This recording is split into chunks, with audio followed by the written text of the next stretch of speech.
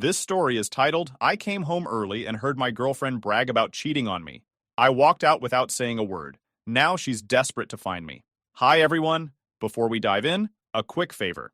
If you enjoy content like this, please hit the subscribe button. It's free, supports the channel, and make sure you never miss out on amazing videos. Alright, let's get started. Hey Reddit. So, this has been a crazy few weeks, and I honestly don't know what to do with myself. Thought I'd share the story because maybe putting it out there will help me process. I'm Drew, 32, and I thought I had my life figured out, or at least the relationship part of it. I've been dating this girl, Olivia, for 2 years. We met at a Christmas party a couple of years back, and at the time, it felt like one of those, this is meant to happen moments. Looking back now, I guess I was just dumb. Anyway, let me start at the beginning. The party where we met was thrown by a mutual friend of ours, Jason. Jason and I go way back, like high school days, and Olivia was one of his employees. I didn't even want to go to the party that night.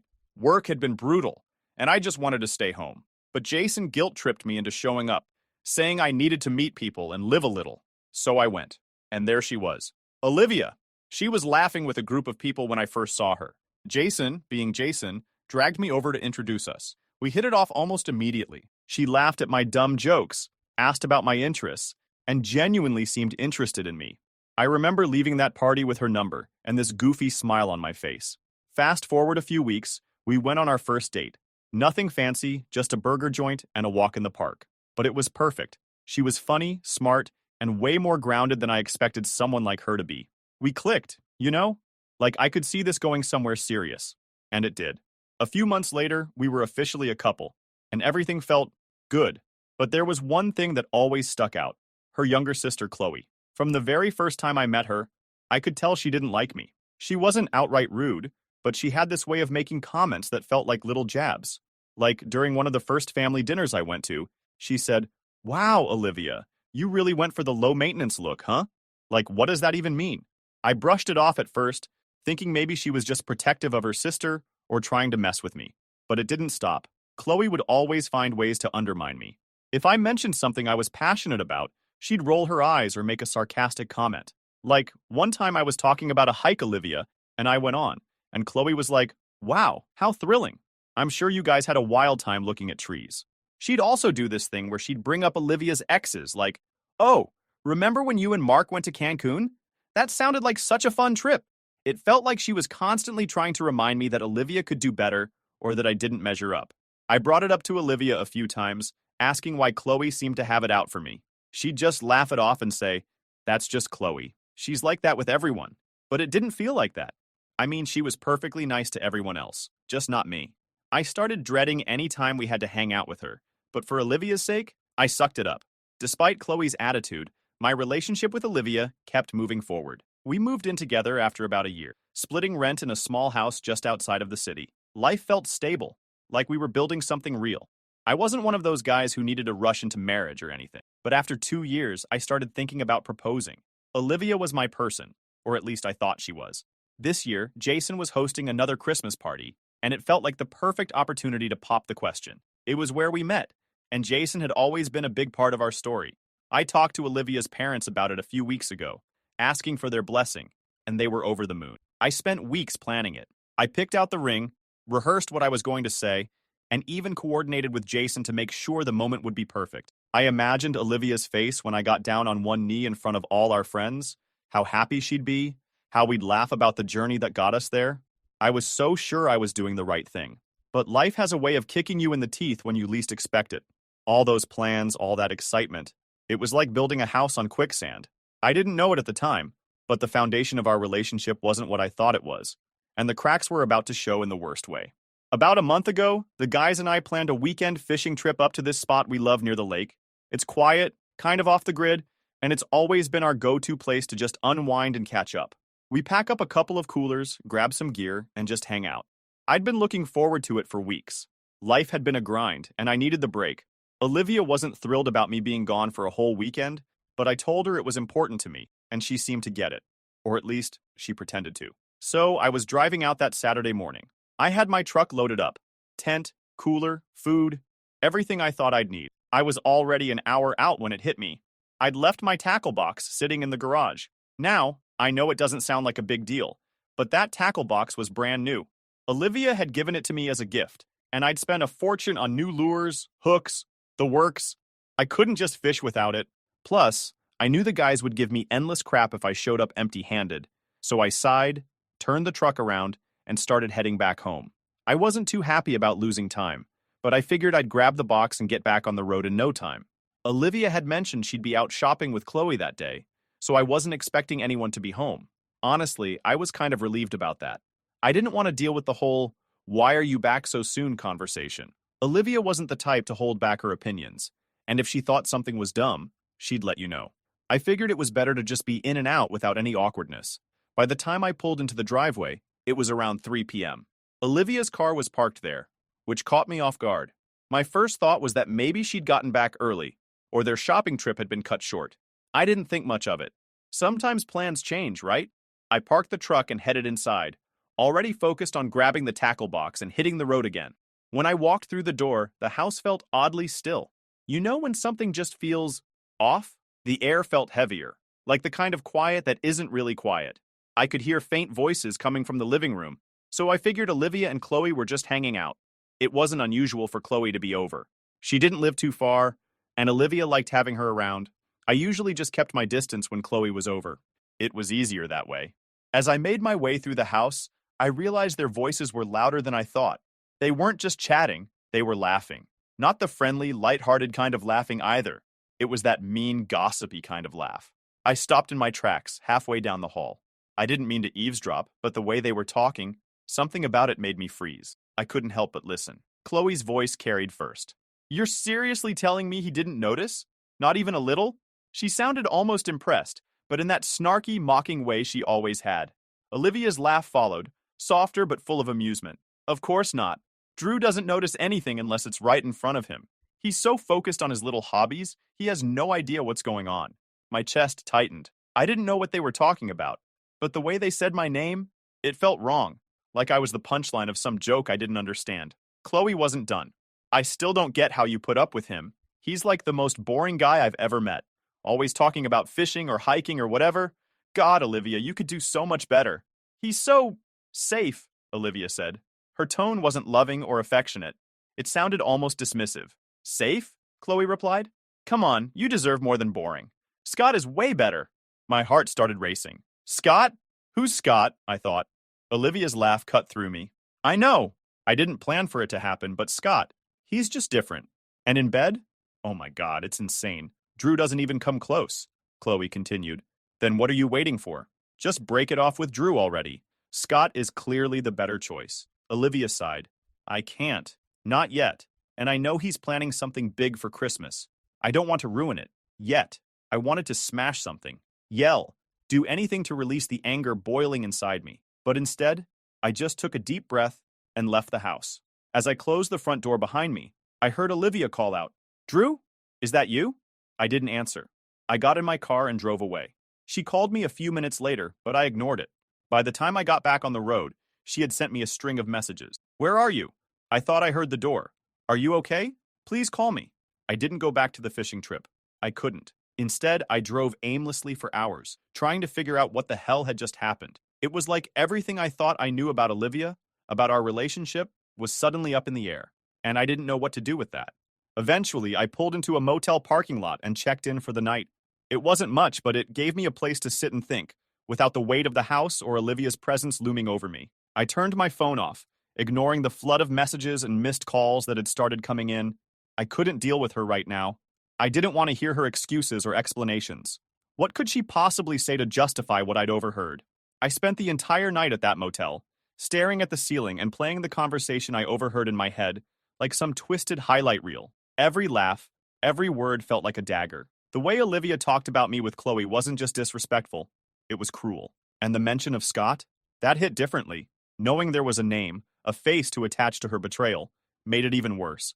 It wasn't just some abstract mistake I could brush off. She had been making choices, deliberate ones, to lie to me, laugh behind my back, and plan for her exit while I was planning our future. Looking back, though, there were signs.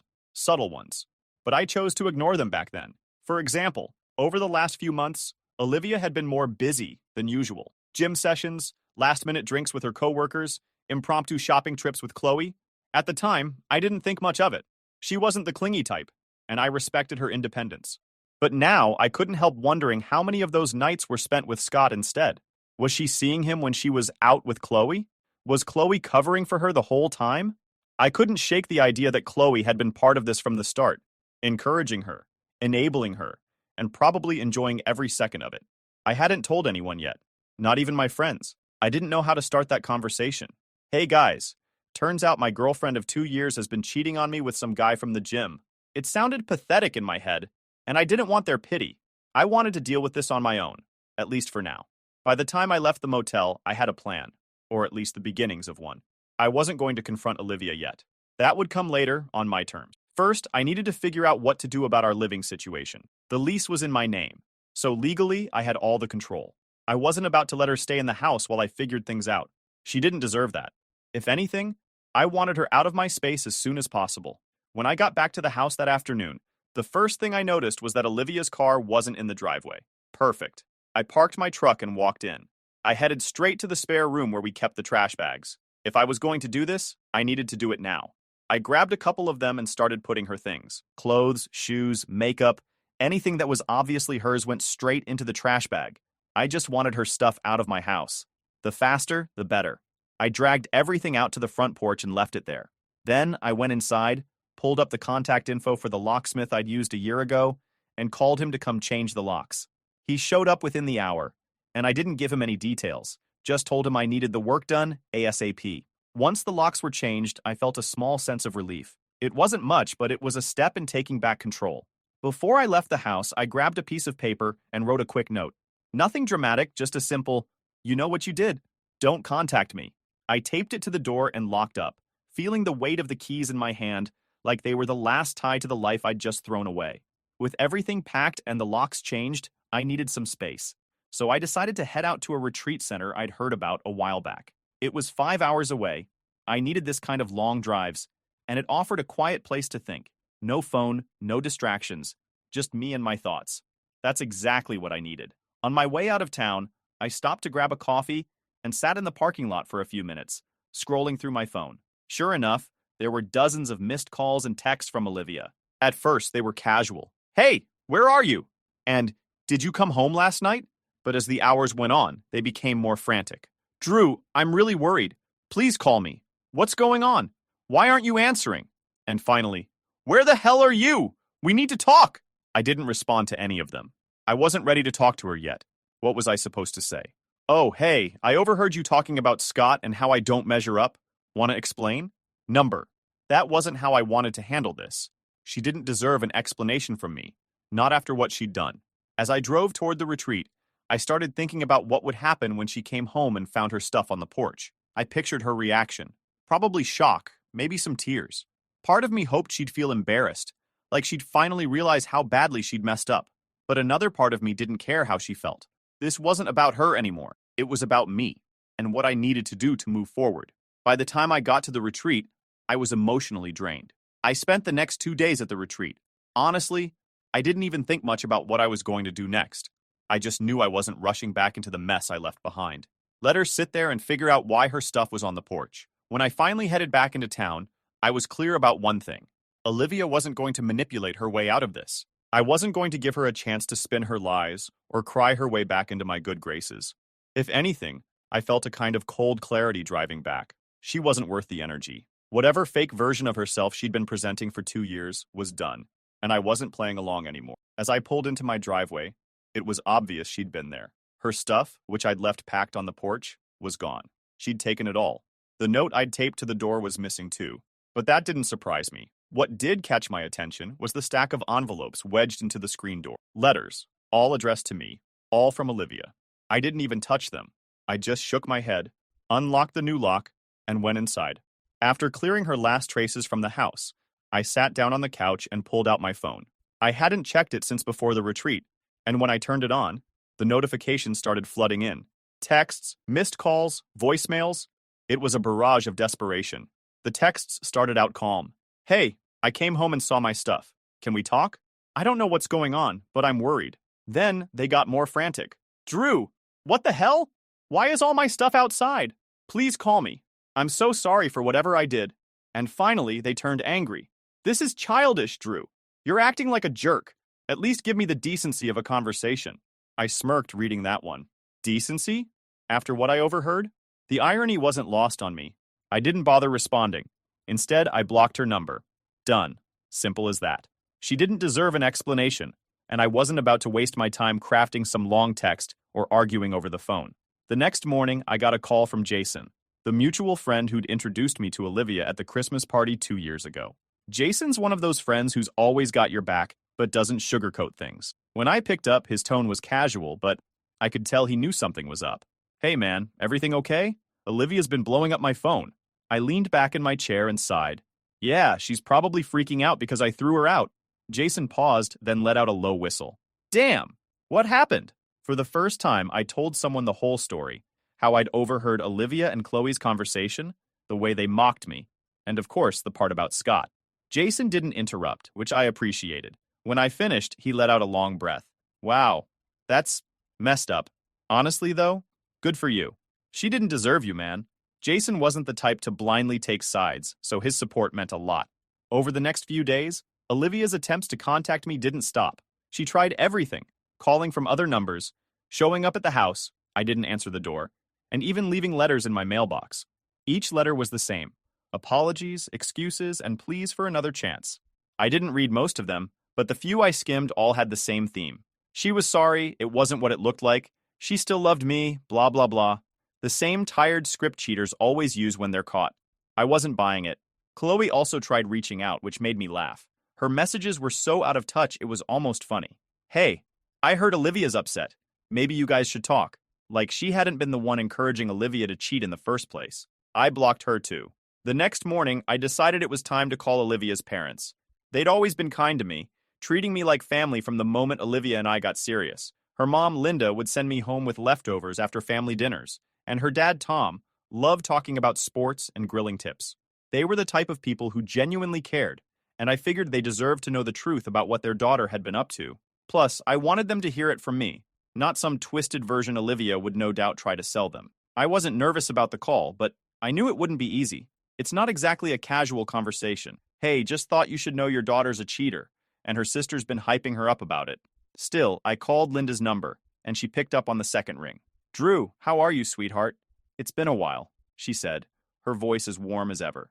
Hi, Linda, I replied, trying to keep my tone steady. Do you have a few minutes to talk? It's important. Of course, she said, sounding concerned. Is everything okay? No, I said bluntly. Not really. I explained everything. How I'd overheard Olivia and Chloe laughing about me, how she admitted to cheating with some guy named Scott, and how Chloe had been egging her on the entire time. I didn't sugarcoat it. I told her exactly what they said, word for word, because I wanted her to understand just how low both of her daughters had stooped. By the time I finished, the line was silent. For a moment, I thought Linda had hung up, but then I heard a shaky breath. Drew, she finally said, her voice trembling. I don't even know what to say. I can't believe this. Are you sure? Maybe you misunderstood. I didn't misunderstand, I interrupted firmly. Linda started crying. I felt a little bad, but at the same time, I wasn't going to soften the truth for her. Her daughters had done this, not me. After a few moments, I heard Tom's voice in the background, asking what was wrong. Tom, Linda said, her voice breaking. It's about Olivia and Chloe. There was some muffled noise as Tom took the phone. Drew, what's going on? Linda's in tears over here. So, I told him. The whole thing. Again. By the time I finished, he was silent, just like Linda had been. Then, after what felt like forever, he let out a long, heavy sigh. I'm sorry, Drew, he said, his voice low and serious. You didn't deserve that. None of it. I can't believe they'd... God, I don't even have words. It's not your fault, I said, and I meant it. But I thought you should know. I know how much you both care about your daughters, but I can't stay quiet about this. I'm done being disrespected. You're absolutely right, Tom said, his voice sharp now. They crossed a line, and they need to face the consequences. I don't care if they're my daughters. What they did is disgusting. Linda, still crying in the background, chimed in. Drew, I'm so sorry. You've always been so good to Olivia, to our family. I can't believe she would throw that away. And Chloe, how could she encourage something like this? I don't even recognize them anymore. We talked for a while longer. They asked if I was okay, how I was handling everything, and if there was anything they could do to help. I told them I was fine. better than they probably expected, and that I was moving on, no matter how hard Olivia begged. Tom promised me they'd handle things on their end, and made it clear they wouldn't tolerate that kind of behavior in their family. Before we hung up, Tom said something that stuck with me. Drew, you've always been like a son to us. What Olivia did doesn't change that. You're welcome in our lives anytime, but as far as I'm concerned, she's out. Both of them are. I can't have people like that in my life, even if they're family. I wasn't sure how Olivia's parents would react, but I didn't think they'd cut ties with both of their daughters. It was a bold move, but honestly, it made me respect them even more. They didn't try to justify or excuse Olivia's behavior. They didn't pull the blood is thicker than water card.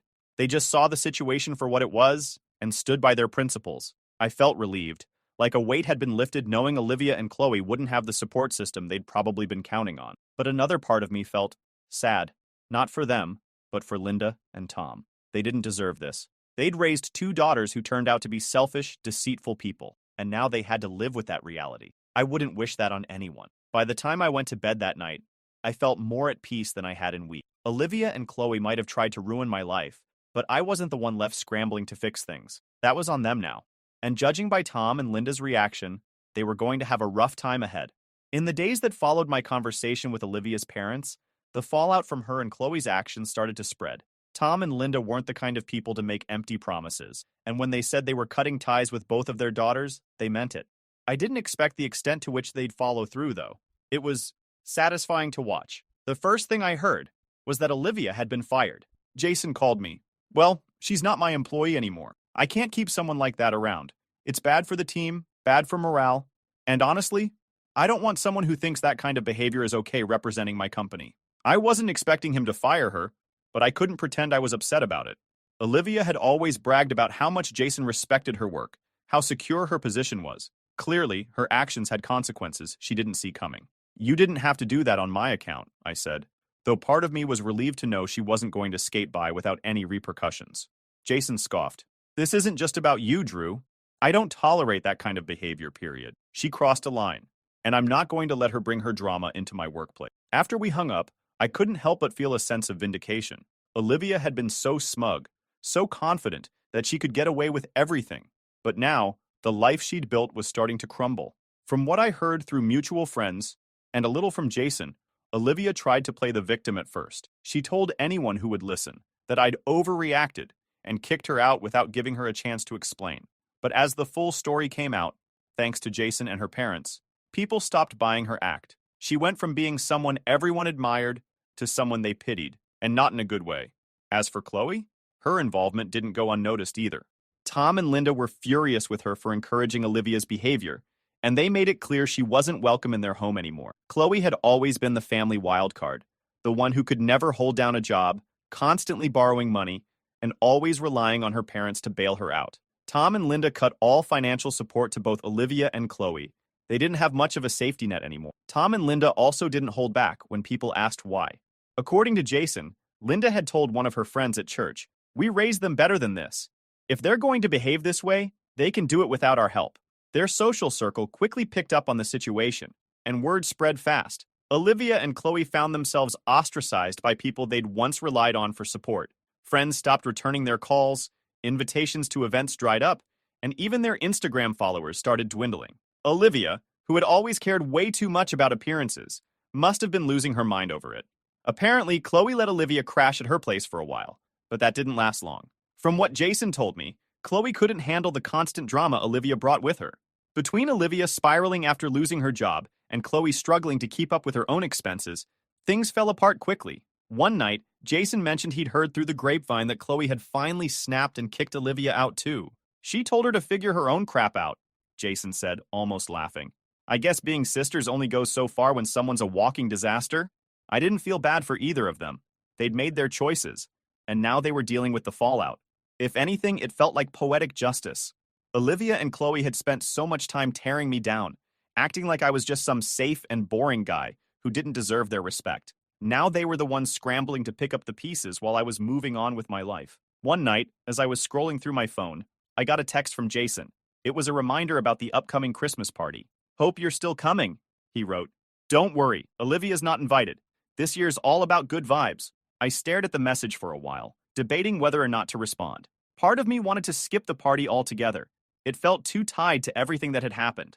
But another part of me thought, why should I let her ruin it for me? It's not her party, and she sure as hell doesn't own the memory of that night. So, yeah, I'm going to the party. Not just to see friends or enjoy the holiday spirit, but to reclaim something. My story, my dignity, my life, whatever you want to call it. If Olivia showed up and tried to stir the pot one last time, well, let's just say I'm ready for her. This time, I'm not the clueless guy standing in the hallway, blindsided by betrayal. I'm walking in with my eyes wide open. I guess we'll find out. Thanks for reading until here. I'll update you guys after the Christmas party. Update. All right, Reddit. Buckle up because things went down at the Christmas party, and I'm still trying to wrap my head around it. If you've been following my story, you know where we left off. Let me take you to the party. The night started off fine. Actually, it was better than fine. Jason knows how to throw a party, and his place looked like something out of a Christmas movie. Twinkling lights, a giant tree in the corner, and people in festive sweaters holding drinks and laughing. It felt good to be around friends, people who had my back and knew the real story about what went down with Olivia. I mingled, caught up with old friends, and even met a few new people. I felt like myself again. No baggage, no drama, just Drew. But then, of course, the drama walked in. It was about halfway through the party when the front door swung open, and there she was, Olivia, standing in the doorway, looking like she hadn't slept in days. Her makeup was smudged, her hair was a mess, and she wasn't wearing anything remotely festive, just a plain black coat and jeans. She looked completely out of place among the crowd of cheerful partygoers. The room went dead silent. Everyone turned to look at her, and you could feel the tension crackling in the air. Jason was the first to speak. "What the hell are you doing here?" he asked, his tone sharp. "I need to talk to Drew," Olivia said, her voice shaky but loud enough for everyone to hear. "Please, just for a minute." Jason stepped forward, blocking her path. "You weren't invited, Olivia. You need to leave." She ignored him, her eyes darting around the room until they landed on me. "Drew," she said, her voice breaking, "please, I just need to talk to you. Just 5 minutes. That's all I'm asking." Now here's the thing. Old me? The guy I was a month ago? He probably would have folded. He would have given her those 5 minutes because he wanted to believe the best in people, even when they didn't deserve it. But new me? The guy standing there with a room full of supportive friends and zero patience for her nonsense? Yeah, that guy wasn't about to play along. I crossed my arms and stared at her. "Talk about what, Olivia?" I said, loud enough for everyone to hear. "You've already said everything I needed to know. You just didn't think I was listening." Her face crumpled, and for a second, I thought she might actually turn around and leave. But no. She took a shaky step forward and started pleading, her voice cracking with every word. "Drew, I made a mistake.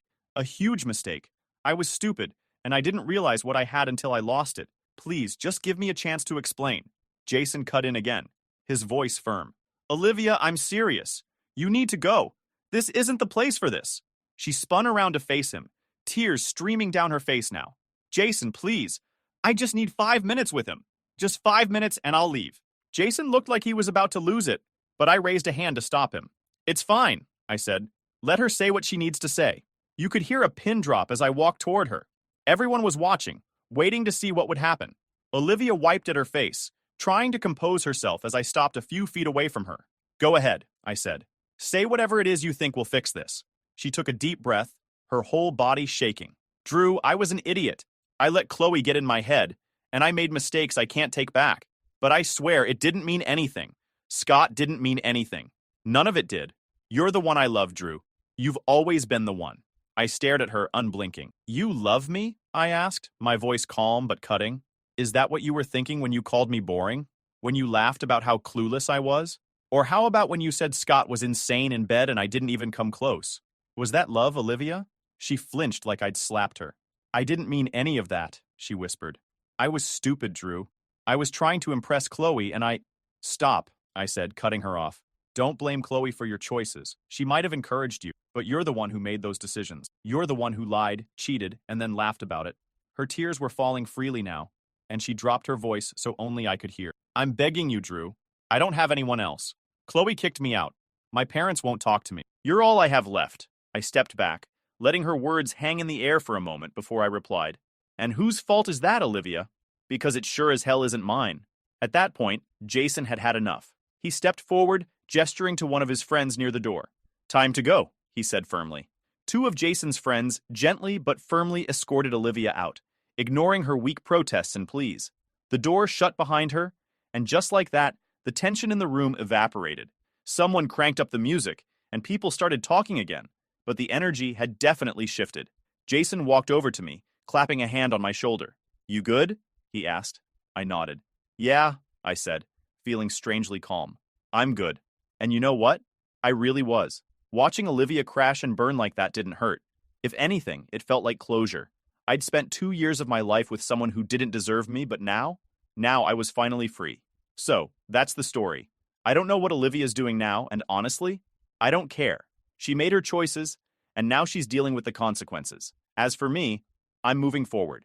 I've got good friends, a supportive community, and a life that's finally my own again. That's all I need. This story is titled, "Dad Kicked Me Out of the House, Forcing Me to Live in a Camper." But later he tries to steal that camper because he wants to go camping, so I call the cops, and he is arrested and begging me to drop the charges. Hey everyone! Before we jump into today's video, I need your help.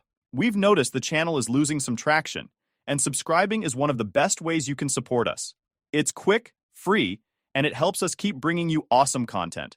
Your support means the world. Let's keep this channel growing together. Thanks so much. Now let's start the video. I'm sick of being treated like nothing I own is mine. My dad thought he could take whatever he wanted, but not anymore. What do you think, Reddit? Living under my dad's roof wasn't just tough. It was like living in a constant power struggle. He had this way of making everything about him. If I saved up to buy something, it was only a matter of time before he either took it for himself or acted like I owed him for it. My mom was no help either. She wasn't as controlling, but she always backed him up. She'd tell me, "It's just the way he is," like that excused everything. For the most part, I managed to put up with it. I worked part-time, saved what I could, and tried to stay out of his way. My goal was simple: get through it and eventually move out. But my dad? He couldn't leave anything alone. The breaking point came when he took the one thing I worked hardest for, my car. That car was my ticket to freedom. It wasn't fancy or new, just an old Chevy Caprice I got for cheap, but I loved it. I spent months fixing it up and poured every spare dollar into making it run well. It wasn't just a car to me, it was independence. My dad, though, had other ideas. He didn't see it as mine. He saw it as something he could use whenever he felt like it. The first time he took it, he didn't even bother asking. I came home from work, and it was just gone. He rolled up a few hours later, acting like it was no big deal. "Borrowed it for a bit," he said casually, like I should have been grateful. I tried to set boundaries after that, telling him he couldn't take it without asking. He didn't take it seriously. A week later, I found the car scratched up after another one of his joyrides. When I confronted him, he brushed it off. "It's an old car," he said. "Stop acting like it's worth something." That was when I started hiding the keys. I thought I was safe until one morning I woke up, and the car was gone again. I'd had enough. I called the cops and reported it stolen. When the cops showed up, my dad went ballistic. He stood there yelling at me in front of the officers. "You called the cops on me? I'm your father." I didn't flinch. "You took my car without permission. That's called stealing, Dad." "It's not stealing if it's family," he shouted back, his voice cracking. The cops didn't arrest him, but they made him return the car. To him, though, it wasn't about the car. It was about the fact that I stood up to him. For days after, he sulked around the house, muttering under his breath about how ungrateful I was. Then one night, he called me into the living room. "You're done here," he said coldly. "You call the cops on me? After everything I've done for you? You've got 2 weeks to pack your stuff and leave." I stared at him, trying to process what he was saying. "You're kicking me out because you stole my car?" He didn't even blink. "My house, my rules. If you don't like it, there's the door." My mom just sat there, not saying a word. She wouldn't even look at me. By the time my dad kicked me out, I'd already been working full-time for a few months. I wasn't making a fortune, but I'd saved enough to start thinking about my options. I didn't have enough for an apartment, and I wasn't about to couch surf indefinitely. That's when the idea of buying a camper hit me. It wasn't a luxury, but it could be my own space. No landlords, no roommates, and most importantly, no parents. After some late-night scrolling on classified ads, I found one that seemed promising. I figured it was my best shot at having some stability. After meeting the seller, checking it out, and haggling a bit, I handed over most of my savings and towed the camper to my uncle's property. With nowhere to go, I turned to the only family member who ever had my back, my uncle. He's always been the odd one out, the guy who didn't put up with my dad's crap. When I told him what happened, he didn't even hesitate. "You can park that camper of yours in my yard," he said. "Stay as long as you need to. Just keep the lawn mowed and don't burn the place down." It wasn't ideal, but it was better than dealing with my dad. The camper wasn't much, but it was enough. But my dad, he couldn't leave it alone. The moment he found out I was living in a camper, it was like a switch flipped. He wasn't satisfied with kicking me out. Now he wanted to take the one thing I had left. Of course, my dad couldn't let me have even that. The moment he found out about my setup, he started acting like it was a crime for me to own a camper. "You're living like some kind of drifter," he said, with his usual sneer. What he really meant was, "Why do you have one, and I don't?" Then one day, he showed up at my uncle's house out of nowhere with my mother, which was already weird because he and my uncle don't get along at all. My uncle's always been treated like the black sheep of the family, and honestly, he's pretty open about how much he can't stand my dad. Anyway, my dad pulls up in his car, gets out, and goes straight to my camper without even saying hi. I step outside, and he's just standing there, looking at my trailer like he's inspecting it. "Nice setup you got here," he says, but it's not a compliment. It's that passive-aggressive tone he always uses when he's about to start something. "Yeah, it's working for me," I reply, trying to keep it casual. "I've always wanted a camper like this. Would be perfect for some camping trips. You know, me and your mom have been talking about getting into that." Then he casually says, "So, I'm going to take it camping this summer." And that was the beginning of the whole mess. I laughed, thinking they couldn't possibly be serious. No. This is my home. I'm not letting you borrow it." My dad's face immediately changed. "What do you mean, no? I'm your father. I shouldn't have to ask you to borrow something like this." "Well, you don't have to ask," I said, trying to keep my tone light, "because the answer's no." That's when my mom started in with the guilt trip. "We're your parents. We raised you, and all we're asking for is a little favor." I was getting pissed now. "You didn't raise me so you could take my stuff whenever you feel like it. This is my home. I'm not just going to let you tow it off and use it like it's yours." My dad, of course, wasn't going to let it go. He started pacing, muttering about how ungrateful I was, and how he couldn't believe his own son would treat him like this. My mom just stood there, shaking her head like I'd betrayed them or something. "Look," I said, trying to end the conversation, "this isn't up for debate. You're not taking the trailer. End of story." They eventually left, but not before my dad got in one last dig. "You've changed," he said, shaking his head.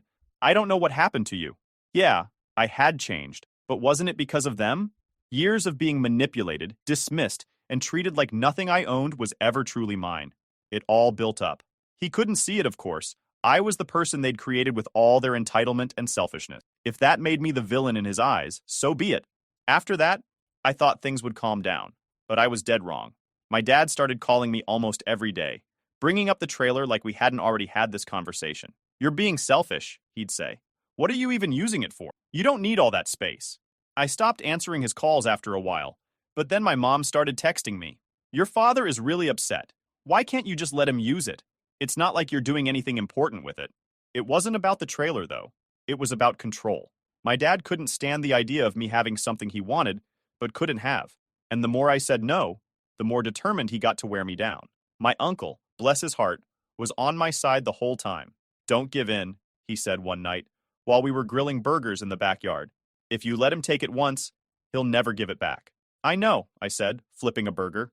"That's why I'm standing my ground." My uncle nodded. "Good. And if he shows up here again, I'll handle it. This is my property, and he doesn't get to call the shots here."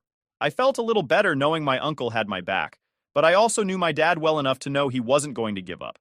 He'd find another way to get what he wanted. He always did. Sure enough, a couple of weeks later, I woke up to the sound of someone messing around outside the trailer. It was late, probably around midnight, and I could see the faint glow of a flashlight moving around.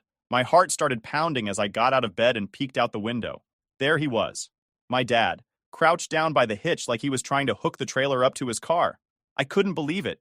He was actually trying to steal the damn thing. I threw on some clothes and stormed outside, yelling, "What the hell are you doing?" He froze for a second, then stood up and tried to play it off. "Oh, I was just checking something," he said, like I was stupid enough to believe him. "Checking what?" I snapped. "How to steal my trailer." He started getting defensive, with his usual borrowing it. I wasn't having any of it. "You're not borrowing anything," I said. "Get out of here before I call the cops." He tried to argue, but I wasn't budging. Eventually, he stormed off, muttering about how ungrateful I was, and how I'd regret treating him like this. The next morning, I went full lockdown mode.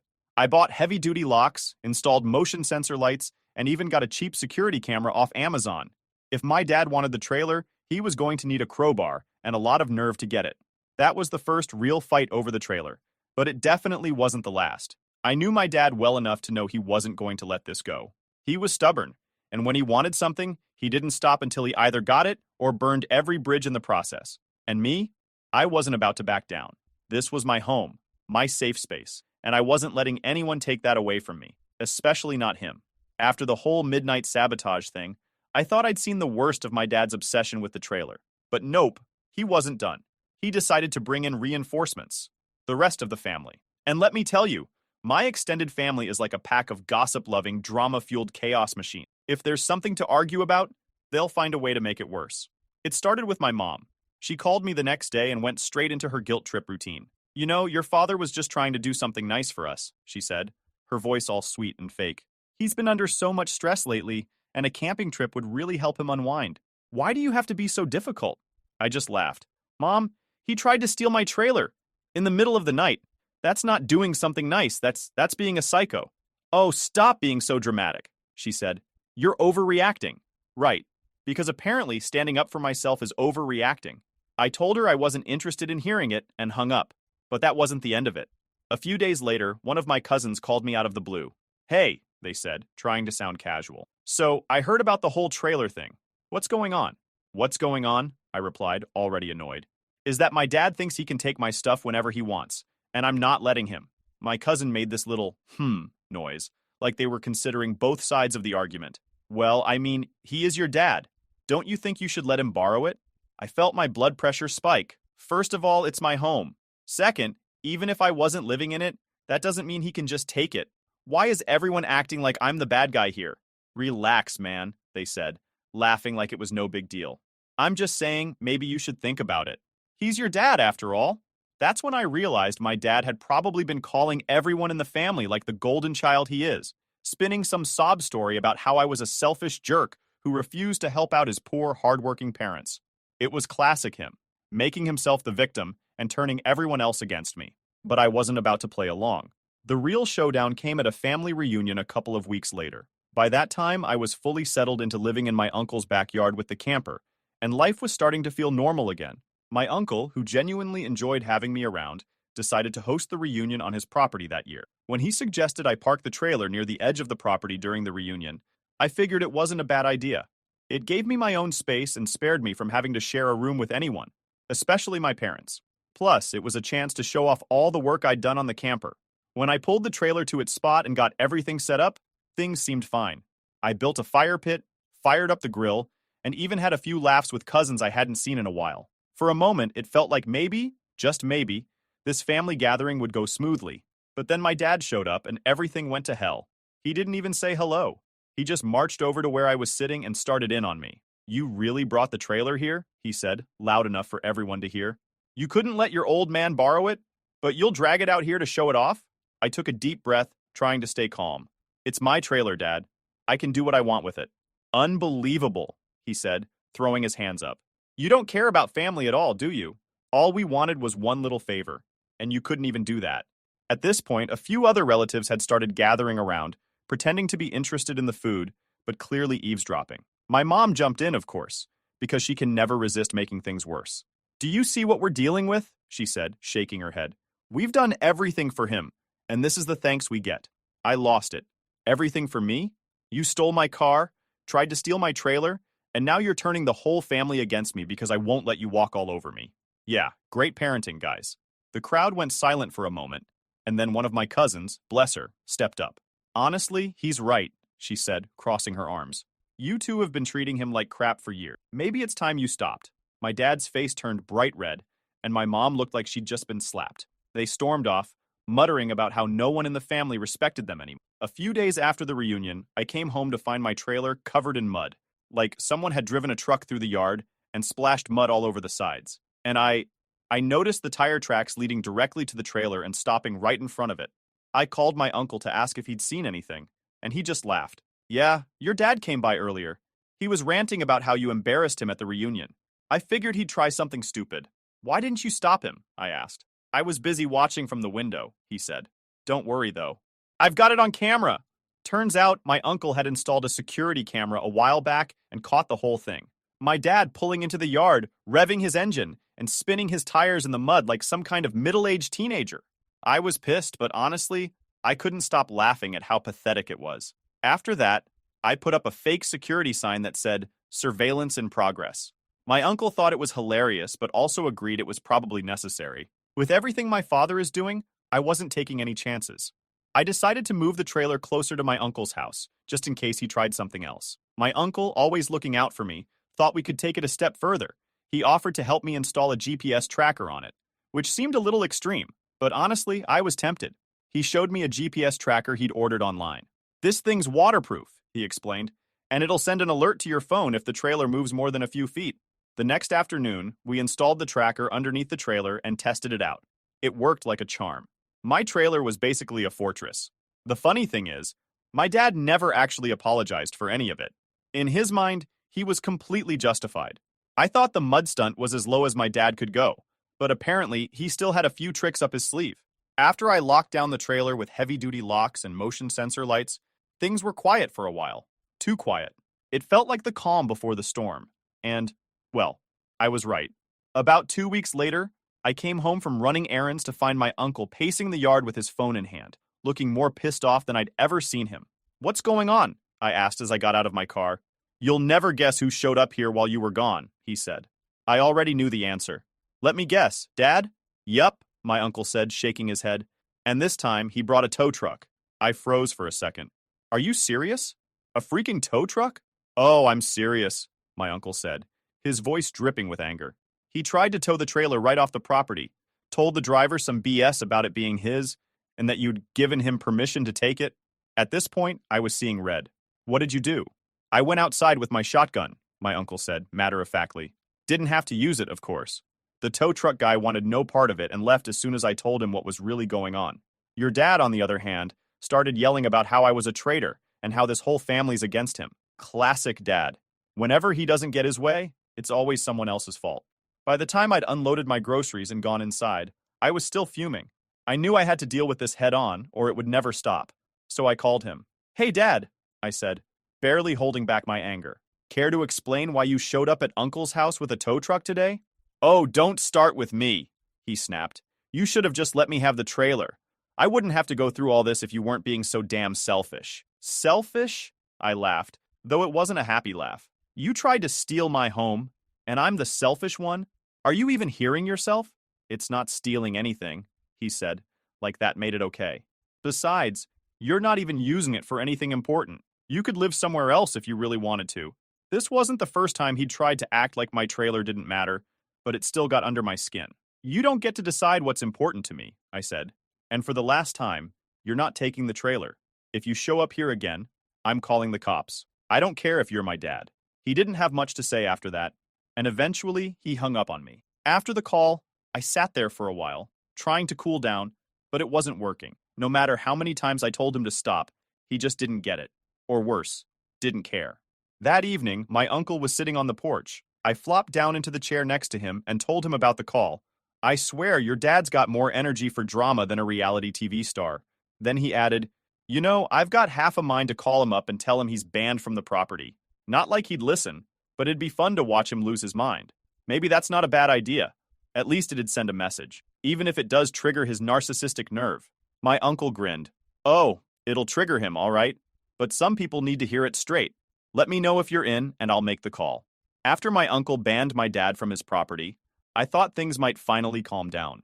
My uncle made it clear that my dad wasn't welcome anywhere near the trailer. For a while, it seemed like my dad had gotten the message. No calls, no surprise visits, no new drama. It was almost too good to be true. And of course, it was. I'll keep you updated if anything else happens, because with him, you never know. Update. Alright, so this is the follow-up to my last post, where my uncle banned my dad from his property after all the crap he pulled. Well, because my dad wasn't done. Somehow he managed to outdo himself, and this time, he went all the way. He stole the camper. That's right. He actually took it while I was out of town. Here's how it went down. So I had to go out of town for work. Nothing big, just a couple of days, and I made sure everything was locked down tight before I left. I even asked my uncle to keep an eye on the camper while I was gone. I wasn't too worried because, let's be real, I thought my dad wouldn't have the balls to try anything after getting banned. Boy, was I wrong. The first night I'm away, I get an alert on my phone from the GPS tracker app. Movement detected. Trailer is on the move. At first, I thought maybe it was a glitch or something. But when I opened the app and saw that my trailer was heading down the highway, I knew. My dad. It had to be him. I called my uncle immediately. Hey, did you move the camper or something? No, he said, sounding confused. Why? Because it's gone, I yelled. The GPS says it's halfway to town.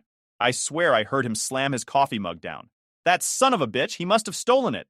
Turns out, my dad had swiped a spare set of keys weeks ago without me realizing it. He'd been playing the long game, waiting for me to be gone so he could swoop in and take what he thought was rightfully his.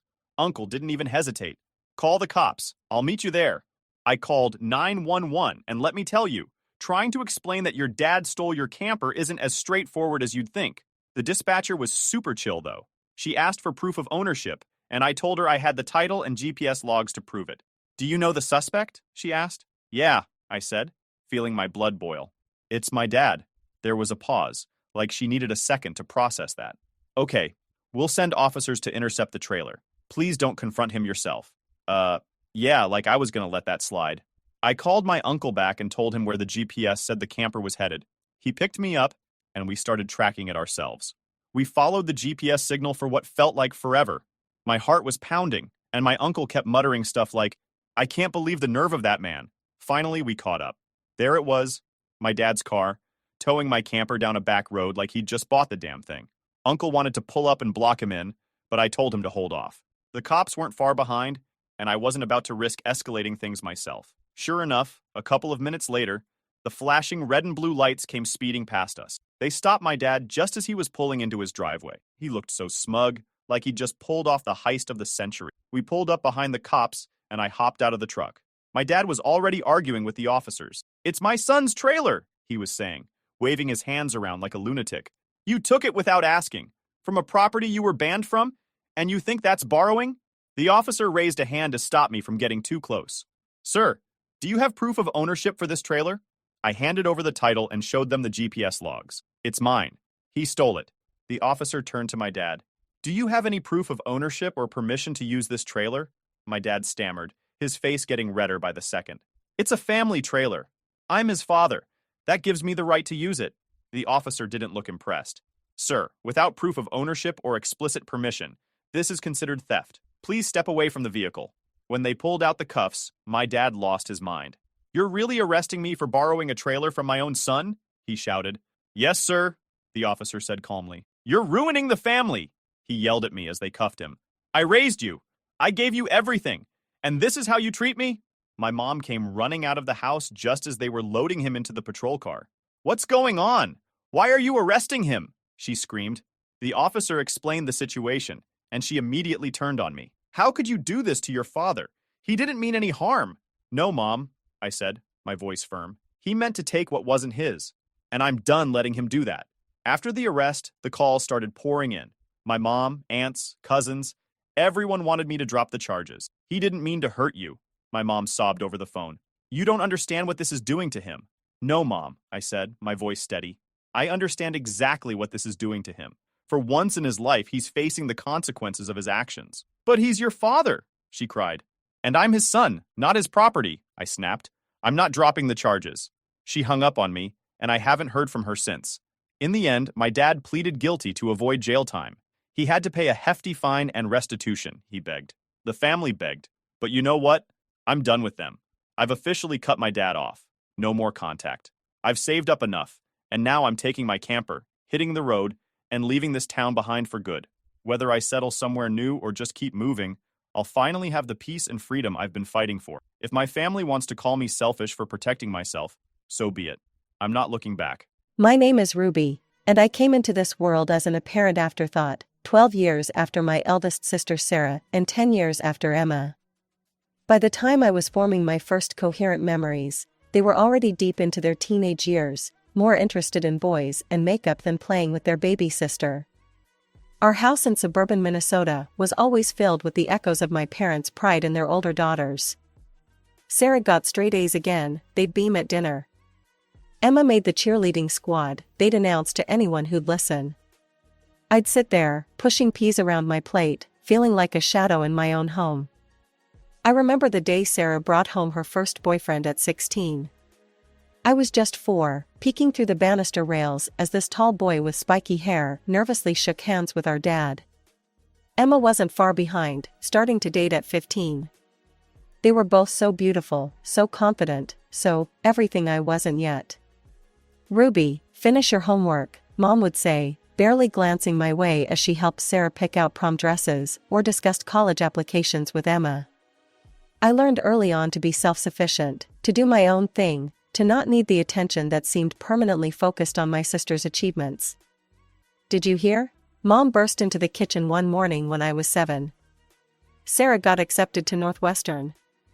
The news was followed by celebratory pancakes, while I sat in my usual spot, invisible as always.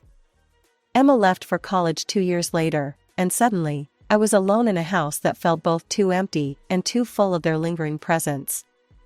Their rooms became shrines to their past lives, trophies, photos, and memories preserved exactly as they'd left them.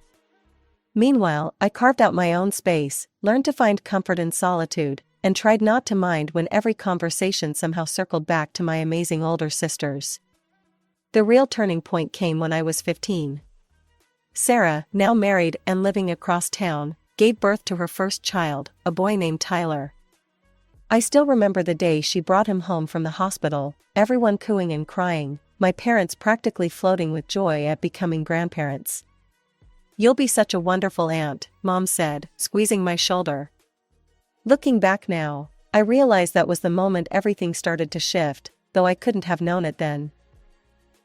At first, I was genuinely excited about being an aunt.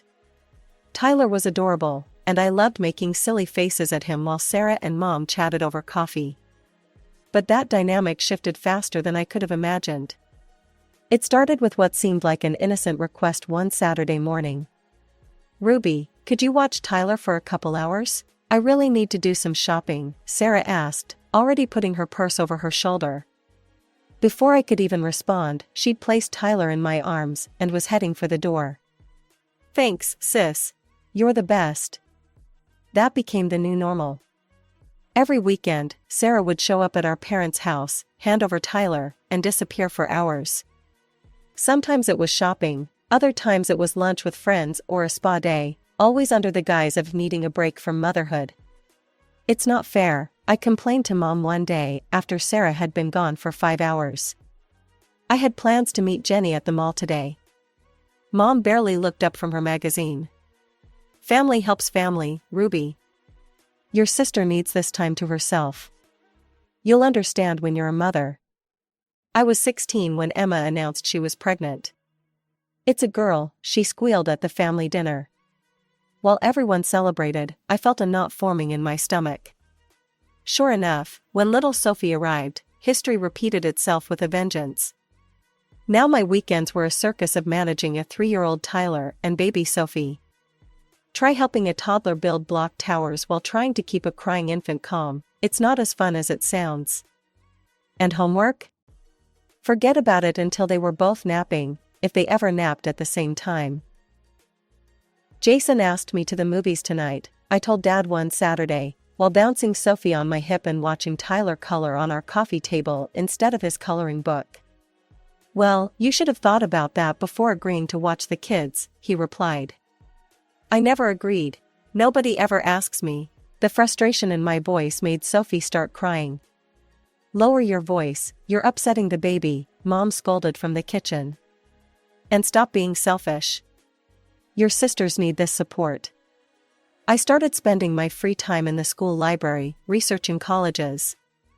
Not just any colleges, ones far away from home. I threw myself into studying, knowing good grades were my ticket out. Every A on my report card was one step closer to freedom. When my acceptance letter from Berkeley arrived, including a partial scholarship, I felt like I could finally breathe. But my family had other plans. "The community college here has a great business program," Sarah suggested during what they called a family council, but I called an intervention. "You could live at home and save money. And help with the kids," Emma added brightly, as if that was a selling point. I looked around our living room at their expectant faces, Mom, Dad, Sarah, Emma, and Grandma Rose, who'd been unusually quiet throughout the discussion. Actually, Grandma Rose's voice cut through the tension like a knife. I think Berkeley is perfect for Ruby. Everyone turned to stare at her. That program is exactly what she needs for her future career. And your grandfather's education fund will help cover what the scholarship doesn't. I could have hugged her right then. The family council ended with my parents and sisters shooting disappointed looks my way, but I didn't care. For the first time in years, I felt like I could see my future clearly, and it didn't involve being everyone's free babysitter. College life was everything I'd dreamed of and more. My dorm room became my sanctuary, my classmates became real friends, and for the first time in years, my weekends were my own. No crying babies, no sticky-fingered toddlers, just me and my choices. But you can't completely escape family obligations, especially during the holidays. I tried to visit as little as possible, but Thanksgiving and Christmas were non-negotiable. Mom would call weeks in advance, her voice thick with expectation. Everyone's asking about you, Ruby. The kids miss their aunt. The first Christmas break after I started college, I walked into absolute chaos. Sarah now had 2 boys, Tyler and his new baby brother Luke, while Emma had managed to add a boy named Max to her family alongside Sophie. But that wasn't even the half of it. Ruby, Aunt Janet called out the moment I walked through the door, immediately steering her twin 5-year-olds in my direction. The kids have been asking about you. No, they haven't, I thought. They barely know who I am. But before I could protest, Cousin Rachel's 7-year-old daughter attached herself to my leg, followed closely by Cousin Mike's 9-year-old son and 6-year-old daughter. Ruby, honey, Mom called from the kitchen, barely visible behind a mountain of dishes. Why don't you take the kids upstairs to your room? I'll bring up some snacks later. And just like that, I was corralling 8 children up the stairs, feeling more like a sheepdog than a college student. My old bedroom became a war zone, toys everywhere, juice spills on my childhood bedspread, crayon marks appearing mysteriously on the walls. Hours passed. My stomach growled as delicious smells wafted up from downstairs, where the adults were enjoying their peaceful holiday meal. When Mom finally appeared with a plate of kid-friendly snacks, she barely made eye contact. By the time I managed to sneak downstairs at 8 o'clock, after coordinating with various parents to collect their exhausted children, the dining room was empty except for dirty dishes and picked-over serving platters. "Oh, Ruby," Emma said, already putting on her coat. "Max was an angel for you, right? We've got to run, it's past his bedtime." Sarah followed suit, gathering her boys, while chatting with Mom about New Year's plans. Aunt Janet was helping her twins into their snow boots, while cousins Rachel and Mike were carrying their sleeping children to their cars. Not a single thank you. Not one person asked if I'd eaten. Not even a backwards glance as they all filed out, leaving me standing in the wreckage of Christmas dinner. "Ruby, be a dear and help me with these dishes," Mom called from the kitchen, as if I hadn't just spent the entire day doing her a massive favor. I looked at the mountain of dirty plates and serving dishes, evidence of a holiday meal I never got to enjoy. The message from Mom arrived during finals week, just as I was finishing my last paper for the semester. My phone buzzed with her usual pre-holiday update, but this one made my blood run cold. "Sarah and Emma are coming with the kids," it read cheerfully. "Plus Janet and her twins, Rachel's girls, Mike's kids, and exciting news. Sarah's sister-in-law Lisa is joining us with her 3. It'll be such a wonderful Christmas with all the little ones." I did the math in my head, 12 kids. 12. I sat there in the library, staring at my phone until the screen went dark, then lit it up again to make sure I'd read it right. The message stayed the same, but something inside me finally changed. 2 years of college had given me perspective. I'd watched my roommate Kate go home for holidays and return with stories of actual family time, board games, movie nights, proper Christmas dinners. My friend Jessica's biggest complaint about going home was having to share the TV remote with her siblings. Meanwhile, I'd spent every holiday of my adult life as an unpaid nanny service. I didn't reply to Mom's message. Instead, I packed my bag for Christmas break with an unusual sense of calm. For the first time, I wasn't dreading the holidays because I was going home with a plan. The days leading up to Christmas were deceptively normal. I helped Mom in the kitchen, breathing in the familiar scents of her signature dishes, pot roast, honey-glazed ham, and her famous apple pie.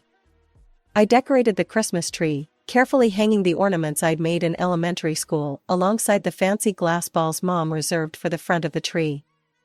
Christmas Day arrived with a flurry of activity. Cars began pulling into our driveway one after another, each bringing more chaos than the last. Sarah arrived first with her boys, now 5 and 3, followed closely by Emma with Sophie and Max. Lisa, Sarah's sister-in-law, showed up with her 3 kids, all under 7. The rest of the relatives poured in after them, each family adding more children to the growing crowd. I watched from the corner of the living room as the noise level rose steadily. Sarah made her way toward me, her youngest balanced on her hip while the older one tugged at her sleeve. "Ruby," she called out with that familiar tone, the one that meant she was about to pass off her parental duties. "The boys have been so excited to see you. They can't wait to play with their favorite aunt." She was already nudging them in my direction, the same way she had 100 times before. But this time was different. This time, I stood my ground and looked her straight in the eye. "No," I said, my voice steady, despite my racing heart. "I'm not watching the kids today. I'm here to enjoy Christmas like everyone else." The room didn't exactly fall silent, there were too many children for that, but I could feel the ripple of shock move through the adults. Sarah's mouth dropped open. Mom froze in the doorway with a plate of cookies. Dad looked up from his newspaper with raised eyebrows. "But who's going to watch all the kids?" Emma's panicked voice carried across the living room as I turned toward the stairs. I glanced back just long enough to see Mom's helpless shrug and the bewildered looks on everyone's faces. The sight almost made me laugh, they looked like someone had just told them Christmas was cancelled. My feet carried me up the familiar stairs, past the family photos marking my sister's many achievements, and into my childhood bedroom. The soft click of the door closing behind me felt like the period at the end of a very long sentence. I flopped onto my bed, the same twin bed I'd had since middle school, and let out a long breath. Downstairs, I could hear the muffled sounds of chaos, adult voices rising and falling, children crying, the occasional thump of something being dropped or thrown. Can you believe her? So selfish. In my day. The fragments of conversation that filtered up through the floor made me smile. Let them talk. Let them finally face the reality of watching their own children. My phone buzzed with a message from Kate. "Did you do it? Did you finally stand up to them?" "Operation Freedom is in progress," I typed back.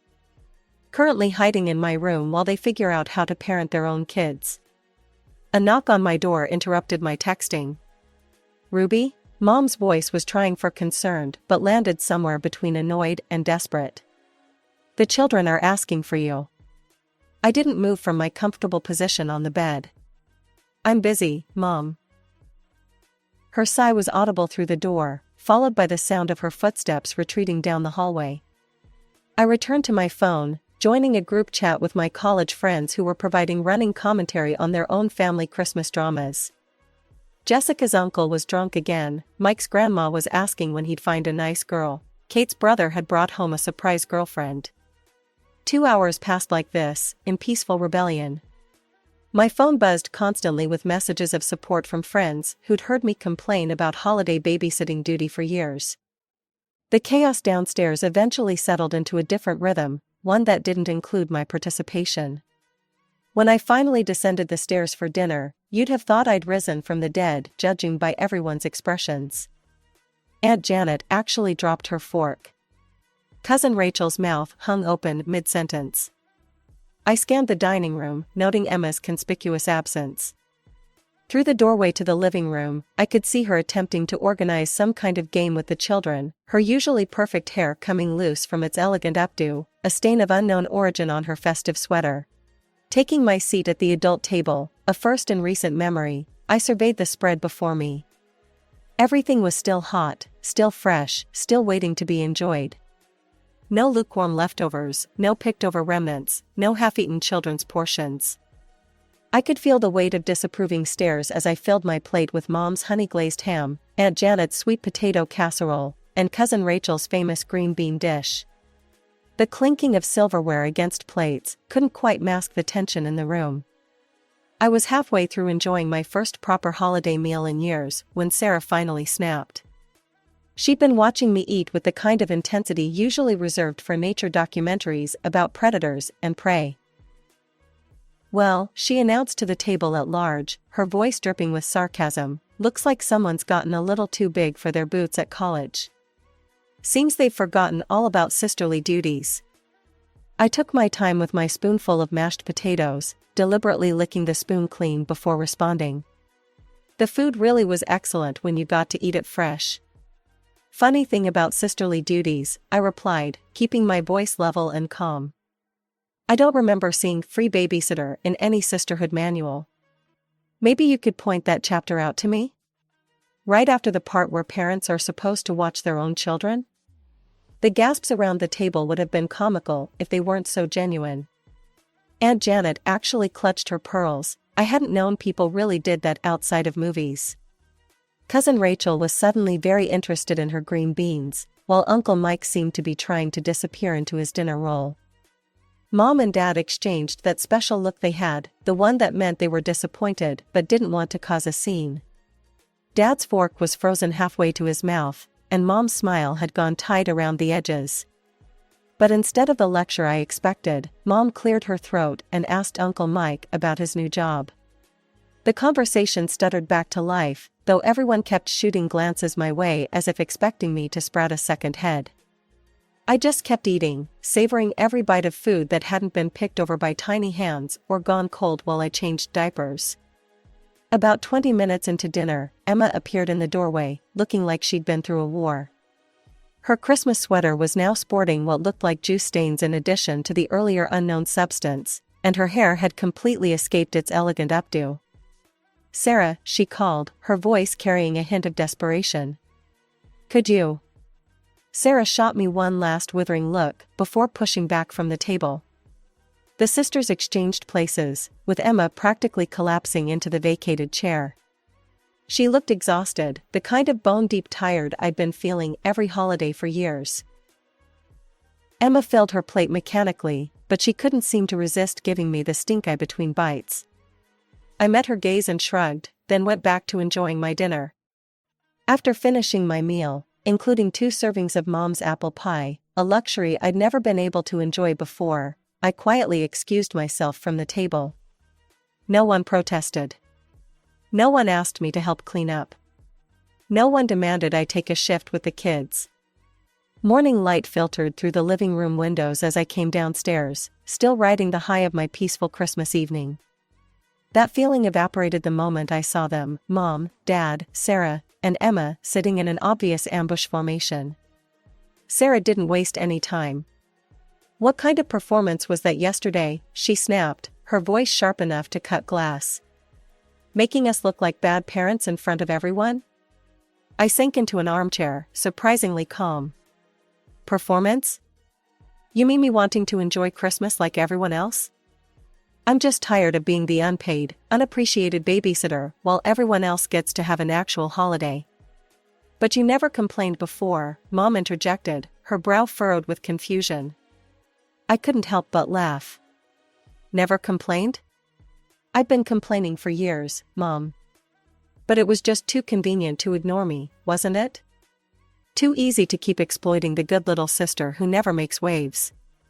They all started talking at once, their voices overlapping in a chorus of accusations and reminders of sisterly duty and family obligation. Dad kept mentioning how much they'd done for me over the years, Mom brought up how well they'd raised me, and my sisters alternated between guilt trips and outright attacks. I let them run out of steam before speaking again. "They're not my children," I said quietly but firmly. "I didn't give birth to them. I didn't decide to have them. They're your responsibility, not mine. Especially during the holidays when I'm supposed to be relaxing too." That's when Sarah played what she thought was her trump card. She stood up, her face flushed with anger. "Well, maybe it's time someone taught you a lesson about gratitude." Let's see how you manage without mom and dad paying your college tuition. The room fell silent. I watched mom and dad exchange uncertain glances, clearly caught off guard by this suggestion. But instead of the panic Sarah clearly expected to see on my face, I felt a strange sense of relief. Finally, all the cards were on the table. I stood up slowly. Actually, Sarah, Grandma's been paying my tuition from Grandpa's education fund, you know, the one he set up for all his granddaughters? The same fund that helped put you through nursing school and Emma through business school? And even if that wasn't the case, I have a partial scholarship. Plus, unlike some people, I'm not afraid of working to support myself. Without waiting for their response, I turned and walked upstairs. It took me less than 10 minutes to pack my bags. I'd gotten good at traveling light over the years. As I came back down, Mom and Dad started calling after me, their voices a mixture of anger and panic. But I was done talking. I walked out the front door, letting it close behind me on their protests and recriminations. The winter air bit at my cheeks as I headed to my car, but I barely felt it. The drive back to campus was oddly peaceful. As the miles between me and home increased, I systematically blocked their numbers: Mom, Dad, Sarah, Emma. Each tap on my phone screen felt like breaking another link in a chain I hadn't even realized was weighing me down. My dorm room welcomed me back with its blessed simplicity: no toys scattered across the floor, no sticky fingerprints on the windows, no constant background noise of children demanding attention. Just my books, my laptop, and my own thoughts. January passed in a blur of new classes and quiet weekends. February brought snow and a blessed lack of family drama. I threw myself into my studies, made plans with friends, and for the first time in years, felt like I was living my own life instead of existing in the margins of everyone else's. Then, one cold Saturday morning in late February, I looked out my dorm window and saw them, Mom, Dad, and Emma, standing in the parking lot, looking uncertain and out of place among the students rushing to and from classes. Dad cleared his throat. We didn't realize, or maybe we didn't want to realize, how unfair it was. You deserved your own holidays, your own time. You deserved to be treated like an adult, not the family babysitter. I took a long sip of my coffee, letting their words sink in. What about Sarah? Emma sighed. Sarah, she's still processing. You know how she is, she has trouble admitting when she's wrong. But the rest of us, we want to do better. Things will be different now, Mom promised. No more pushing the kids on you. No more expecting you to give up your holidays. We want you to come home because you want to, not because you're needed for childcare. I studied their faces, the sincerity in Mom's eyes, the regret in Dad's expression, the openness in Emma's posture. Okay, I said finally. I believe you. That evening, after they'd left, I unblocked their numbers. Within minutes, I had a text from Emma: "Miss you, little sis." For real this time. The following months brought a new normal. I visited home some weekends, and it was actually pleasant. When Emma brought her kids, she watched them herself or hired a babysitter. Mom stopped trying to orchestrate family bonding moments that always seemed to end with me in charge of a pack of children. Sarah and I still haven't spoken. Sometimes I see her posts on social media, pictures of her boys growing up so fast.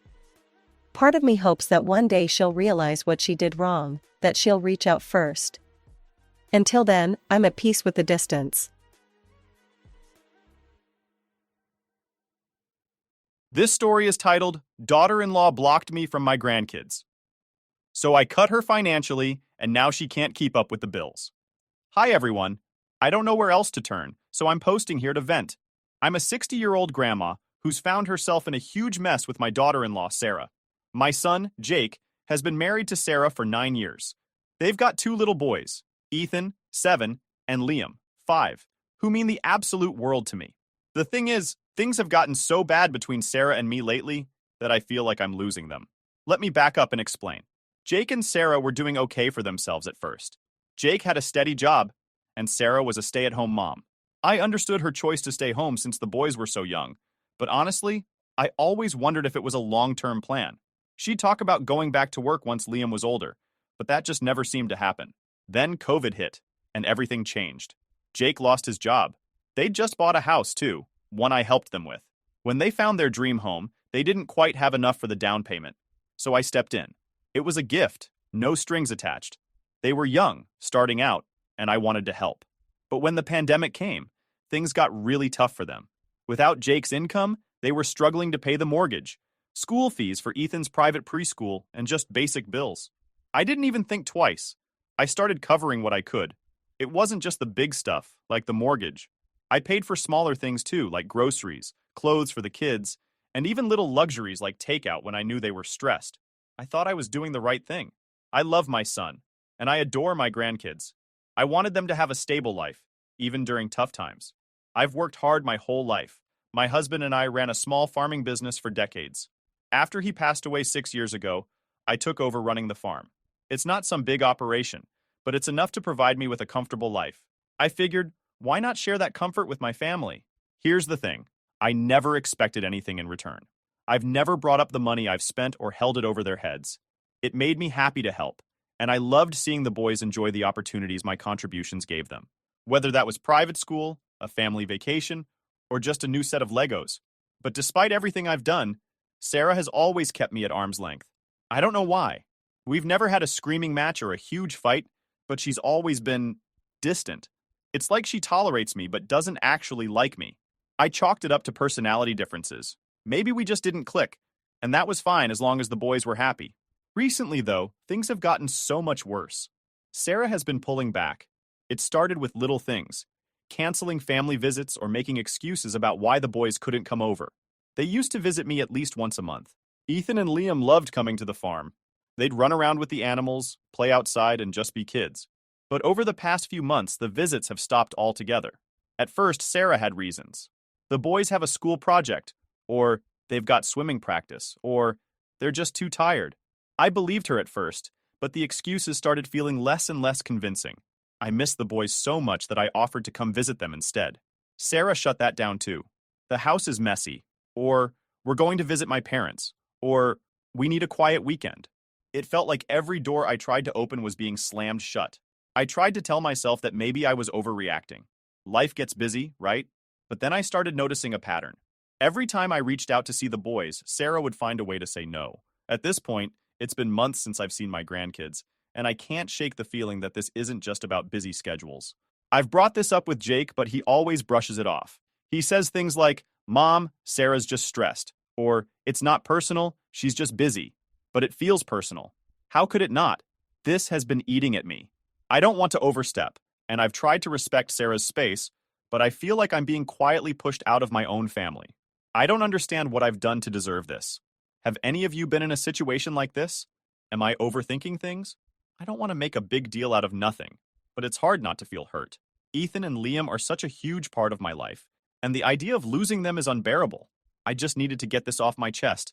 Any advice or perspective would be appreciated. Thanks for reading. Update 1 point. Hey everyone, I'm back with an update because things have gone from confusing to outright heartbreaking. I can't believe I'm even writing this, but here goes. Last week, I got a call from Ethan, my 7-year-old grandson. He called me on my phone, which was a surprise in itself because usually when I talk to the boys, it's through Jake or Sarah. Ethan sounded a little nervous, but he said he missed me and wanted to come over to the farm. My heart soared hearing his little voice, but when I asked him if his parents knew he was calling, he went quiet. After a pause, he mumbled, "Not really," and then hung up. That call broke me. The boys shouldn't feel like they have to sneak around to talk to me. I could hear it in Ethan's voice. He misses me as much as I miss him. I sat there holding the phone, wondering what to do. I didn't want to make things worse by overstepping, so I decided to text Jake and Sarah. I just wanted to clear the air. I sent them a simple message. Period. Hey, I got a call from Ethan today. He said he misses me and wants to visit the farm. I wanted to check with you both. Is everything okay? Is there a reason he felt he couldn't talk to me openly? I miss the boys and want to make sure I'm not doing anything wrong. No response. The next day, I woke up to a long, angry email from Sarah. She accused me of manipulating Ethan and interfering with her parenting. She said I was undermining her and making things harder for their family. She even said I was spoiling the boys and that I was a bad influence. I was devastated. I've only ever tried to support them. I've never gone against Sarah's wishes, and I've always asked permission before doing anything with the boys. For her to twist things around like this felt cruel. After crying my eyes out, I called Jake. I needed to hear from him what was really going on. At first, he tried to play peacemaker, like he always does. Mom, it's not that serious, he said. Sarah's just stressed, and she feels like you're overstepping a little. Overstepping how? I asked. I've only ever done what you've asked me to do, whether that's helping financially or spending time with the boys. If there's a problem, why didn't you or Sarah just tell me? Jake hesitated. Then after a long pause, he finally admitted it. Sarah feels like the boys like you more than her. She's jealous, Mom. That's why she's been pulling back. I was stunned. Jealous? What? I told Jake that I've never tried to compete with Sarah. I'm their grandma, not their mom. My role in their lives is completely different. Why didn't Sarah just talk to me about this? I asked. She thought it would be easier this way, Jake said. She thinks the boys need to spend more time with us as a family and less time at the farm. Easier? Who? Certainly not for me, or Ethan and Liam for that matter. I told Jake I didn't think this was fair. Do you really think it's healthy to cut your kids off from their grandma because of some misplaced insecurity? Jake just shrugged. It's not permanent, Mom. Sarah just needs time to feel comfortable again. Please be patient. I was trying to process all of this when, later that night, my phone rang. It was Sarah. I almost didn't answer, but I was hoping maybe she wanted to clear the air. Big mistake. Sarah was livid. She accused me of trying to manipulate Jake against her. She said I'd crossed a line by even bringing this up with him. Then she dropped the bombshell. You're banned from my children's lives forever. I was speechless. She was screaming so loudly I could barely get a word in. Before I could even try to defend myself, she hung up. I didn't sleep that night. I kept replaying her words in my head. Banned forever. How could she do this? How could Jake let this happen? I'd always done my best to be supportive and respectful. I never expected to be treated like this. The next day, Jake called me. He apologized for Sarah's behavior, but didn't do much else. When I asked him if he was okay with his kids being cut off from their grandma, he said, Mom, what can I do? She has the final say when it comes to the boys. That was the moment I realized Jake wasn't going to stand up for me, or himself for that matter. He's so afraid of rocking the boat with Sarah that he's willing to go along with whatever she says, even if it means hurting his kids and me. And here's the thing. Sarah's insecurity seems to stem from something as small as a trip I took the boys on 3 months ago. I took them to Disneyland, a trip they'd been begging for. I cleared it with Jake and Sarah first, and they both said it was fine. The boys had the time of their lives, and when we got back, they wouldn't stop talking about it. Apparently, that trip was what set Sarah off. She thought the boys were too excited about their time with me and not excited enough to come home. She saw that as some sort of competition. That's not what this is about. If I was trying to steal her kids' affection, but they're not mine to take. They're Sarah and Jake's children, and I've never tried to step into their shoes as parents. But Sarah doesn't see it that way. She's convinced I'm a threat, and now she's punishing me and the boys for it. I don't know what to do. I miss Ethan and Liam so much it hurts. I've tried to talk to Jake, but he's useless. He says I just need to wait it out. But how long is too long? Have any of you been in a situation like this? How do you deal with being cut off from your grandkids because of a daughter-in-law who's insecure and controlling? I'm at a loss here. Any advice would be appreciated. All right, everyone. Before we dive into the update, I have a small request. We put a lot of effort into finding these incredible stories for you every single day, and your support means the world to us. If you enjoy our content, please consider subscribing to the channel. It really helps us grow and allows us to continue bringing you more amazing stories. Thank you. Now let's move to the update. Update 2.0. Hey everyone. Thanks to those who commented and shared advice on my last post. I honestly didn't think I'd be back here so soon, but things have escalated in ways I couldn't have imagined. After Sarah's late-night meltdown and her declaration that I'm banned from the boys' lives, I spent a lot of time reflecting. I kept going over every interaction I've had with her, searching for anything that might have justified this kind of behavior. Honestly, I came up empty. Sure, we've had some disagreements over the years, but nothing that seemed big enough to cause this. I decided I needed to set some boundaries of my own. For years, I've been financially supporting Jake and Sarah. I never kept a tally, but I know it's a significant amount. Mortgage payments, school fees, vacations, groceries. You name it, I've covered it. And I never minded because I thought I was helping my family. But now I couldn't shake the feeling that I was being taken for granted. Worse, I felt used. So the next time Jake came over to collect the monthly check I'd been giving them, I sat him down. I need to talk to you, I said. He looked nervous immediately, probably sensing the seriousness in my tone. I've been thinking a lot about everything that's happened recently, I continued, and I've decided I can't keep supporting you financially while Sarah continues to treat me like an enemy. If I'm not allowed to see my grandkids, I'm not paying your bills. Jake's reaction floored me. Instead of understanding where I was coming from, he got defensive. Mom, you can't just cut us off like that, he said. The boys need their school fees paid. We're barely making it as it is. I told him that this wasn't a decision I made lightly. I reminded him of all the times I'd stepped in to help them out, even when I didn't have to. I helped because I love you and the boys, I said.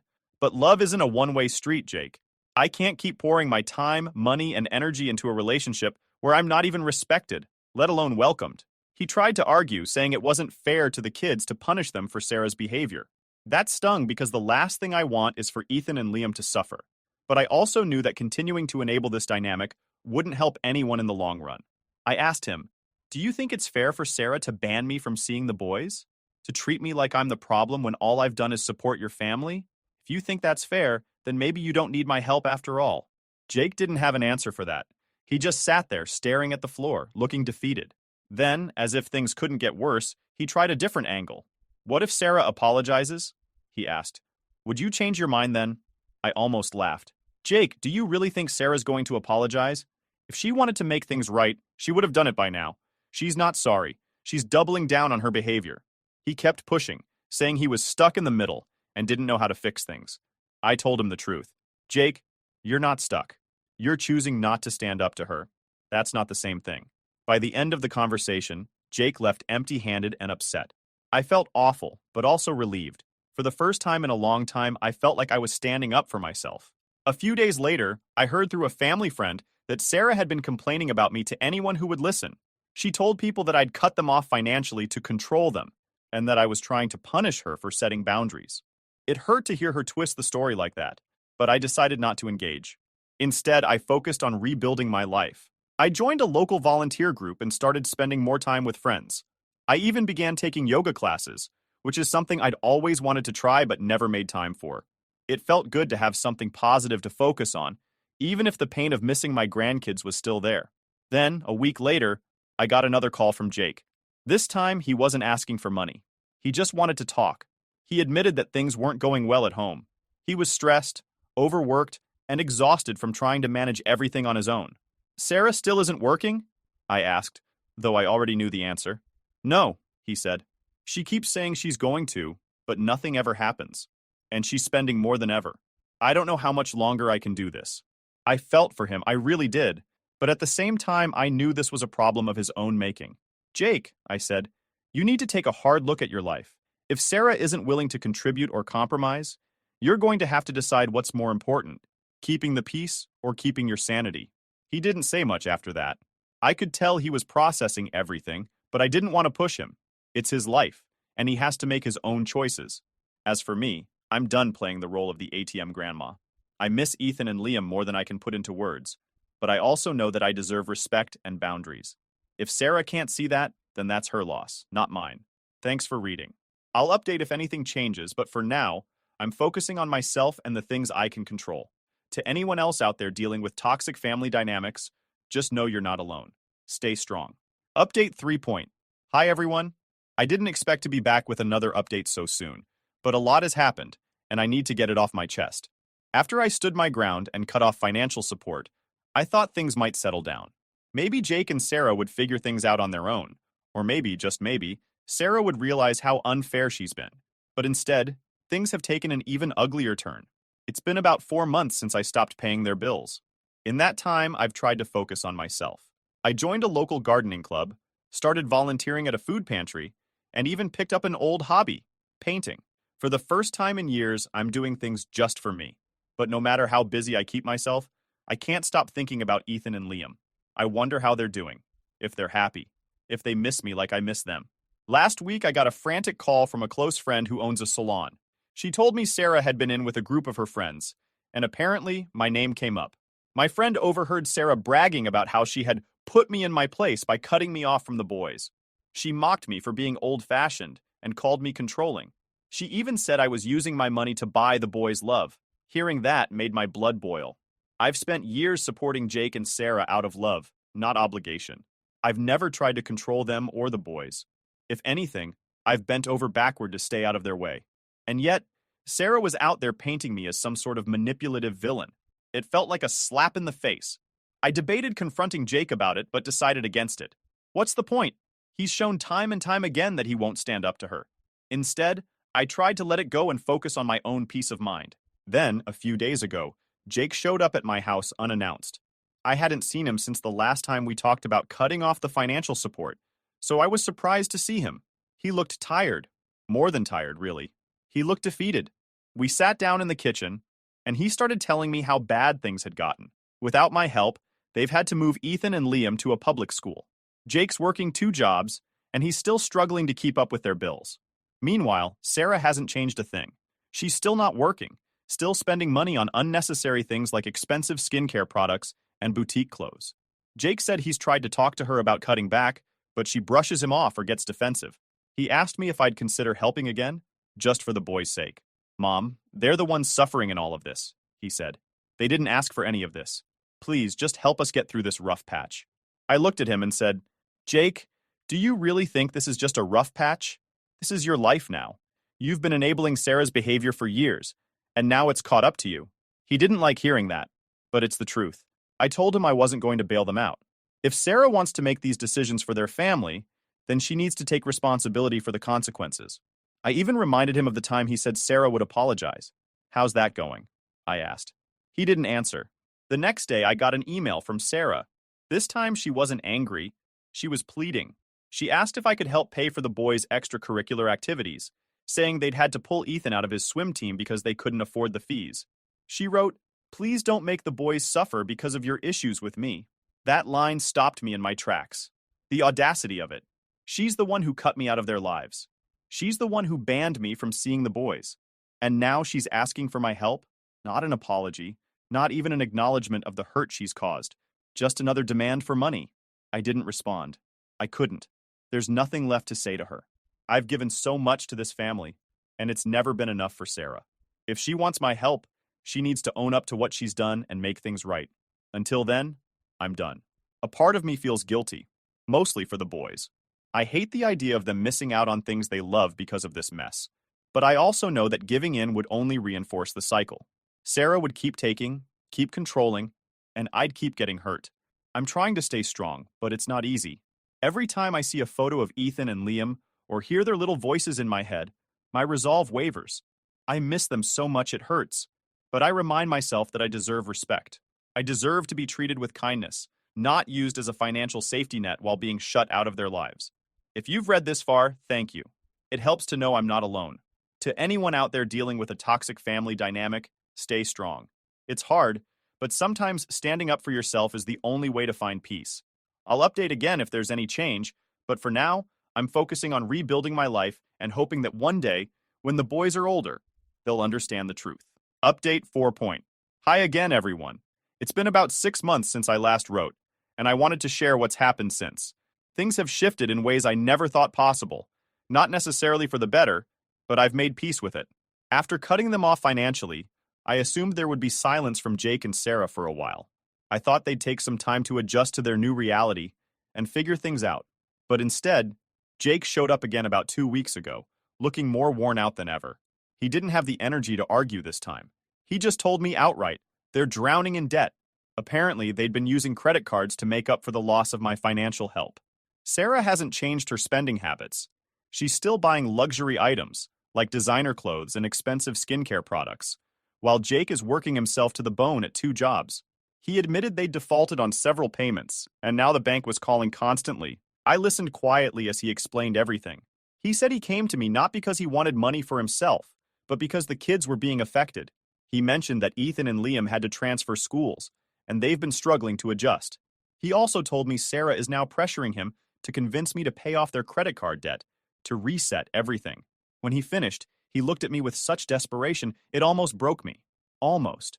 Jake, I said, I understand that you're in a tough spot, but how many times have we had this conversation? How many times have I stepped in to save you, only to end up right back here? He didn't answer. I went on. I've told you before, I'm not helping until Sarah takes responsibility. That starts with an apology, not just to me, but to you too. She's putting this burden on your shoulders while refusing to make any changes herself. That's not fair to you or the kids. Jake nodded but didn't say much. I could tell he was holding back.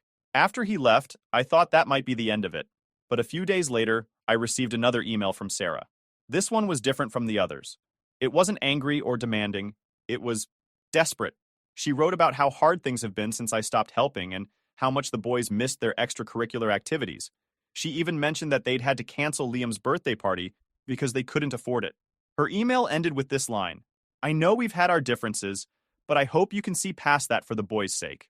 There it was again. No apology, no acknowledgement of her role in any of this. Just another attempt to guilt me into giving her what she wanted. I didn't respond. I've learned that engaging with her doesn't lead anywhere productive. Instead, I forwarded the email to Jake with a simple note. She's reaching out to me now. Maybe it's time you both sit down and figure out a real plan instead of asking me to fix everything. Jake didn't reply, which honestly didn't surprise me. In the meantime, I've been focusing on myself. I've joined a few new groups in the community, including a book club and a crafting circle. I've even started mentoring kids at a local after-school program. It's been a wonderful way to channel my energy and meet people who share my values. But as much as I've tried to move forward, there are moments when the pain creeps back in. I miss Ethan and Liam every single day. I wonder if they think I've abandoned them, or if Sarah has told them things that aren't true. The thought of them growing up without knowing how much I love them is devastating. Recently, I had a heart-to-heart with a friend who's been through something similar. She told me something that stuck with me. You can't change other people, but you can control how much power you give them over your life. That's what I'm holding on to now. I can't make Sarah see reason, and I can't force Jake to stand up for himself. But I can choose to protect my own well-being and invest my time and resources in people who appreciate me. I've started making a list of things I want to do in the next year. Things I've put off for too long because I was so wrapped up in helping Jake and Sarah. One of the first things on the list is to take a trip. I haven't traveled since my husband passed, and I think it's time to change that. I've also started setting up a small scholarship fund in my husband's name. It's something I've been meaning to do for years, and now feels like the right time. Helping kids who genuinely need it feels like a much better use of my resources than funding Sarah's lifestyle. As for Jake, I hope he finds the strength to take control of his life. I told him the last time we spoke that my door is always open for him and the boys, but only if he's willing to have an honest conversation about what's going on. Until then, I have to take a step back. To anyone who's made it this far, thank you for listening. This journey hasn't been easy, but sharing it here has helped more than I can say. If you're dealing with a similar situation, I hope my story reminds you that you're not alone. Family dynamics can be complicated and painful, but it's okay to put yourself first sometimes. I don't know what the future holds, but I'm learning to find peace in the present. For now, that's enough.